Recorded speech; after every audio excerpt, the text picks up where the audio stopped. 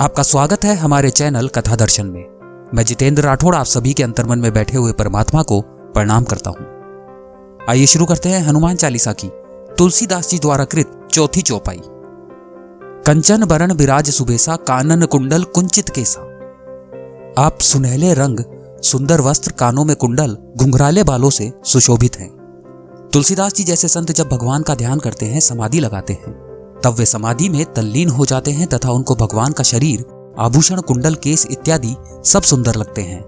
हमारे जैसे सामान्य इंसान भी जब प्रेम करते हैं, उस वक्त हमें भी उसकी आंख, नाक, कान सुंदर लगते हैं।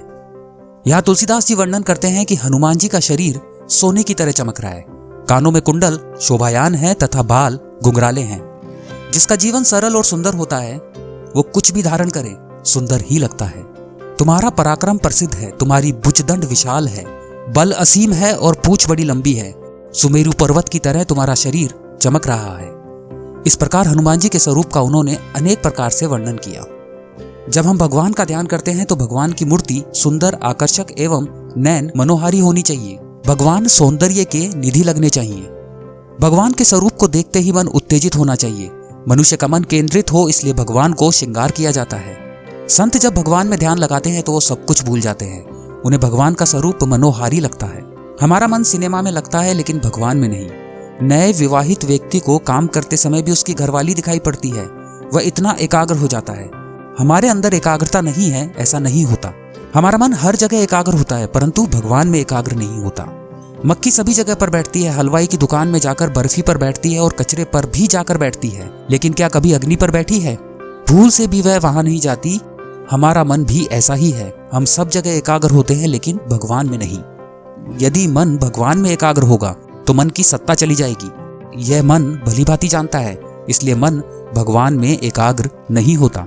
हम मंदिर जाते हैं, कोई व्यक्ति भगवान के दर्शन करके आया हुआ हो और यदि उससे पूछा जाए कि आपने अभी भगवान के दर्शन किए हैं, भगवान का श्रृंगार आज कैसा था, उन्होंने कौन से रंग के वस्त्र धारण किए हुए थे, तो इसका जवाब वह नहीं दे सकता, क्योंकि उसका मन स्थिर नहीं था। हमारा मन भगवान में एकाग्र क्यों नहीं होता? मन में संबंध बांधने की शक्ति जब तक पुष्ट नहीं होती, तब तक चित्त में क्रांति नहीं होती। जैसे रुक्मणी जी ने श्री वासुदेव को देखा नहीं था, फिर भी एक पवित्र ब्राह्मण के मुख से उनका वर्णन सुनकर उनसे प्रेम हो गया था। हमें लगता है कि जिस भगवान को हमने देखा ही नहीं, उस पर प्रेम कैसे हो सकता है? रुक्मणी जी ने ऐसा करके दिखाया। उन्होंने श्री वासुदेव का वर्णन सुनकर उनसे प्रेम किया। इसी प्रकार संतों के अनुभव से प्रेरणा लेकर हमें भी हमारे मन में इस शक्ति को बढ़ाना चाहिए तथा भगवान के स्वरूप का उस अनुसार दर्शन करना चाहिए। तुलसीदास जी ने हनुमान के शरीर को कंचन बरन बिराज सुबेसा इस प्रकार कहकर संबोधित किया है। हनुमान जी की देह सोने की आभा जैसी चमक रही है। हनुमान जी की क्रांति सबको मोहक लगती है। ये क्रांति उन्हें वैसे ही प्राप्त नहीं हुई, उसके लिए उन्होंने कठिन परिश्रम किया। अपनी सूझबूझ से, तेजस्विता से तप कर, जीवन में आने वाले संघर्षों का मुकाबला करके, हर परीक्षा में उत्तीर्ण होकर उन्होंने ये प्राप्त किया। हमारे इष्ट देव हनुमान जी स्वर्ण के समान तेजस हैं, तो हम उपासकों को भी उनके जैसा तेजस्वी बनने का प्रयत्न करना चाहिए।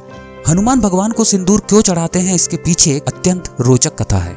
हिंदू धर्म में सिंदूर को बहुत महत्व दिया जाता है। महिलाएं इसे सौभाग्य और श्रृंगार के लिए प्रयोग करती हैं। बिना सिंदूर के विवाह की कल्पना नहीं की जा सकती। इसको मंगल ग्रह से जोड़ा जाता है, इसलिए इसे मंगलकारी माना जाता है। सिंदूर लगाने की परंपरा बहुत पहले से चली आ रही है। त्रेता युग में माता सीता भी सिंदूर लगाती थी। एक कथा के अनुसार एक बार भगवान हनुमान ने माता सीता को अपनी मांग में सिंदूर लगाते हुए देखा। ये देखकर उन्होंने आश्चर्य से उनसे पूछा कि उन्होंने अपने मस्तक पर यह सिंदूर क्यों लगाया है। सीता जी ने ब्रह्मचारी हनुमान के सवाल का उत्तर देते हुए कहा कि सिंदूर लगाने से मेरे स्वामी की दीर्घायु होती है तथा वह कुशल मंगल रहते हैं। उन्होंने बताया कि ऐसा करने से उनके स्वामी उनसे खुश होते हैं। यह सुनकर हनुमान जी अत्यंत खुश हुए। उन्होंने सोचा, अगर श्री राम एक चुटकी भर सिंदूर से खुश हो सकते हैं, तो अगर उन्होंने पूरे शरीर पर सिंदूर लगा लिया तो वह मुझसे भी कितना खुश होंगे तथा पूरे शरीर पर सिंदूर लगाने से श्री राम अजर अमर हो जाएंगे। हनुमान जी पूरे शरीर पर सिंदूर पोतकर श्री राम के सामने सभा में प्रस्तुत हो गए। जब वे सभा में पहुंचे तो श्री राम उन्हें देखकर हंसने लगे तथा हनुमान जी का प्रेम देखकर बहुत खुश हुए। श्री राम को खुश देखकर हनुमान जी को सीता जी की बात पर विश्वास हो गया। इस कारण से राम भक्त हनुमान पर सिंदूर चढ़ाया जाता है। सिंदूर असीम ऊर्जा का प्रतीक है। इससे जीवन में सकारात्मकता आती है। हनुमान जी को सिंदूर और तेल का चोला चढ़ाने से तथा मूर्ति का स्पर्श करने से सकारात्मक ऊर्जा भी मिलती है। हनुमान चालीसा की 5वीं चौपाई में श्री तुलसीदास जी हनुमान जी के स्वरूप और प्रभु कार्य के लिए वचनबद्ध प्राण के बारे में बताते हैं। आगे के क्रमांक में उसका वर्णन है। कमेंट बॉक्स में जय श्री राम लिखकर हमारा उत्साह बढ़ाइए। आपको हनुमान चालीसा का यह क्रमांक अच्छा लगा तो इसे लाइक करें, अपने दोस्तों और अपने परिवार के साथ इसे शेयर करें। ऐसे रोचक क्रमांक आपको आगे भी सुनने को मिलते रहे, इसके लिए आप हमारे चैनल को अभी सब्सक्राइब करें।